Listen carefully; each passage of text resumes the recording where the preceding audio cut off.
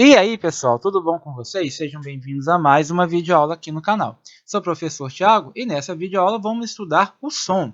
Então, antes de estudar o som, vamos ver aí o conceito de acústica. Então, quem é a acústica? Então, a acústica é a parte da ondulatória que estuda as fontes das ondas sonoras, os receptores de ondas sonoras e os fenômenos ondulatórios que podem ocorrer durante a propagação dessas ondas. Então, como nós vimos, o som é uma onda mecânica, Então, a parte da física da ondulatória que vai estudar o som é a acústica. Então, lembrando aí que o som, são ondas sonoras, as ondas sonoras, perdão, são ondas mecânicas longitudinais, A direção de propagação da onda é a mesma da vibração. Então, o som é uma onda cuja vibração está na mesma direção da propagação.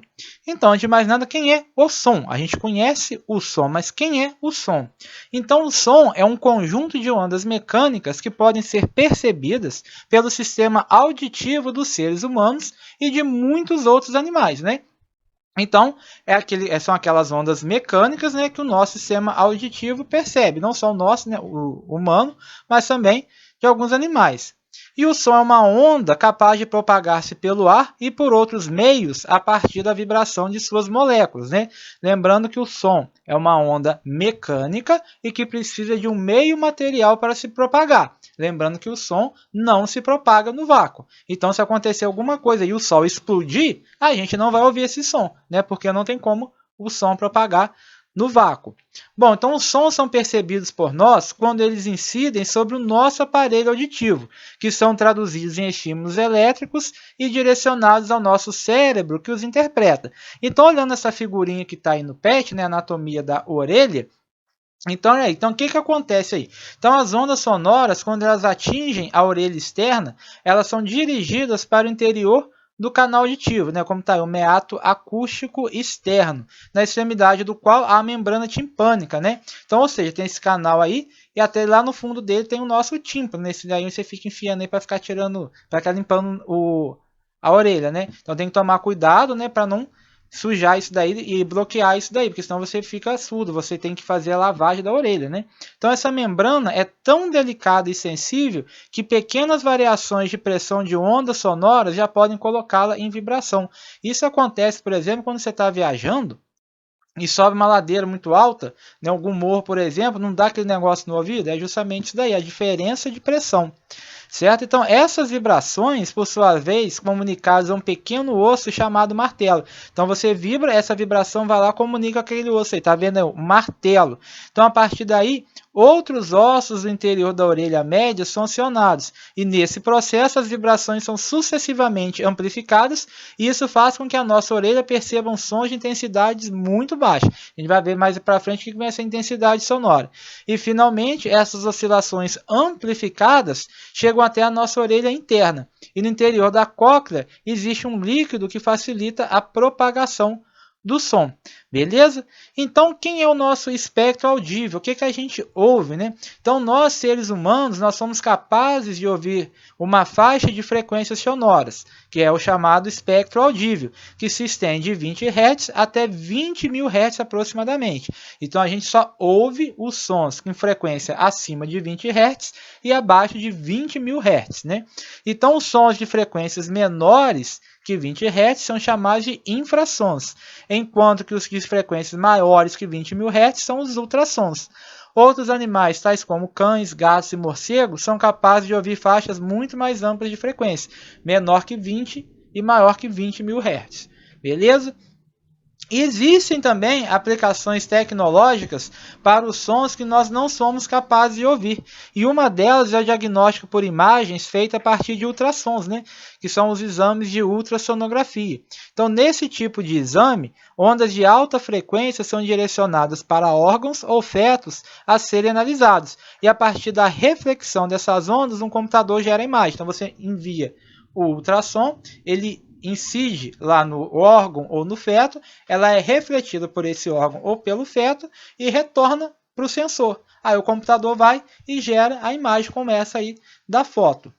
E a velocidade do som?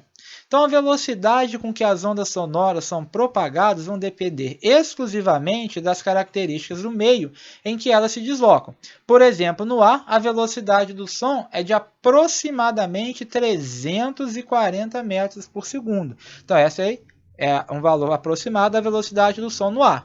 Então, aí nós temos aí o meio, o ar a 21 graus Celsius, a velocidade do som 344 metros por segundo. Na água, a velocidade chega a 1.480 metros por segundo. No concreto, 3.400 metros por segundo. No alumínio, 5.150 metros. E no vidro, 5.200 metros por segundo. Então, a velocidade do som vai depender do meio em que o som estiver propagando. Olha aí, no vidro chega a 5.200 metros por segundo. Agora, como é que o som, né, como é o som na física? Né? Como que a física estuda o som? Então, aí, para a física, o som é uma onda longitudinal e mecânica e que, portanto, necessita de um meio físico para ser propagada. Então, a gente pode entender o som como uma vibração que se propaga no ar e em outros meios, formando regiões de compressão e rarefação, ou seja, regiões de altas e baixas pressões. Então, olha aí, como é que esse som se propaga? Então, o som é produzido por vibrações transmitidas para o ar. Essas vibrações vão gerar regiões de compressão e rarefação dos gases atmosféricos que vão se intercalar periodicamente de acordo com a frequência da fonte e que vai produzir as vibrações. E como a gente sabe, por se tratar de uma onda, o som não é capaz de transportar matéria, como pequenas partículas, mas somente energia. Então, observa aí nessa figurinha como é possível observar o som se propagando. Então, nós temos aí ó, um alto-falante que está gerando aí moléculas de ar. Então, o que ele faz? Quando ele vibra, ele vai pegar essas moléculas de ar que estão nele e elas vão ser o quê? Elas vão ser comprimidas, vai haver uma compressão. Então, essa molécula comprimida, depois ela volta para o seu estado normal. Quando ela volta ao seu estado normal, ela vai comprimir as moléculas que estão à sua direita. E assim sucessivamente. Então, você vai ter essa compressão, rarefação, compressão, rarefação. Isso aí vai me dar um comprimento de onda. Então, é assim que o som vai se propagando através do ar, através de compressão e rarefação das ondas, né? E aí você tem a formação de um comprimento de onda. Agora, o que vem a ser o conceito de altura de um som? O que quer dizer um som alto ou baixo? É eu falar baixo ou só eu falar alto? Será que é isso? Então, aí, a altura de um som é a sensação de grave ou agudo que ele provoca.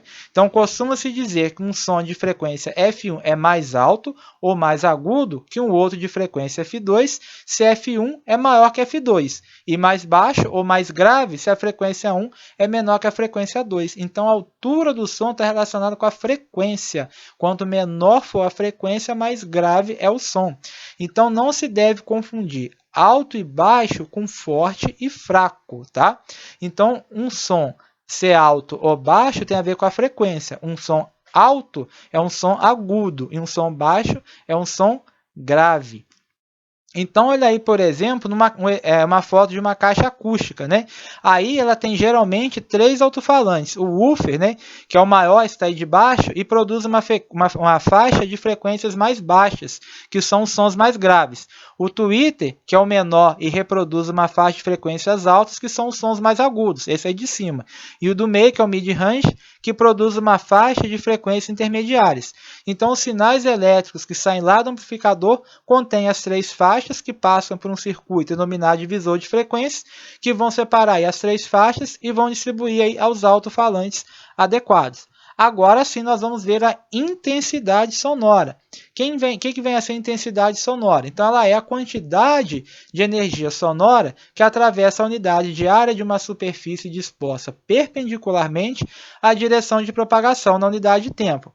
Em outras palavras, é a potência sonora recebida por unidade de área de superfície. E no Sistema Internacional de Unidades, a unidade medida da intensidade sonora é o joule por metro quadrado segundo ou o watt por metro quadrado. Então, olha aí, nessa figurinha, suponha que a onda sonora se propague sem dissipação de energia. Então, à medida que essa propagação ocorre, a mesma potência emitida pelo alto-falante, ela vai se diluir cada vez mais, pois fica espalhada numa superfície cada vez maior. Então, o canal auditivo de uma pessoa, né, que podemos considerar tendo uma unidade de área, recebe mais energia por unidade de tempo na posição 1 do que na posição 2. Então, isso significa que a intensidade sonora é maior em 1 que em 2. Então, quer dizer que um som é alto, quer dizer que ele é agudo. Agora, um som mais intenso vai ser aquele som que tiver uma maior amplitude da onda. E por fim, aí vamos ver o conceito de timbre de um som. Né?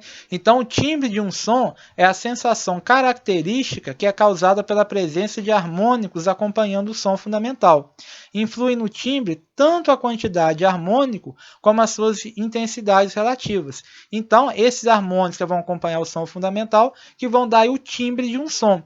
Agora, então, é o timbre que nos permite distinguir a mesma nota, o mesmo som fundamental emitida por instrumentos diferentes, ainda que essa nota tenha a mesma intensidade nas duas emissões. E é o timbre também que faz a gente diferenciar a voz de uma pessoa ou da outra. Então, o que faz a gente reconhecer a voz de uma pessoa é justamente o timbre. A exceção de um aluno meu que hoje eu descobri que está inscrito no meu canal e não sabia que a videoaula era minha. Eu falei, professor, essa voz não é sua. Não, realmente, ela gravada fica um pouco diferente.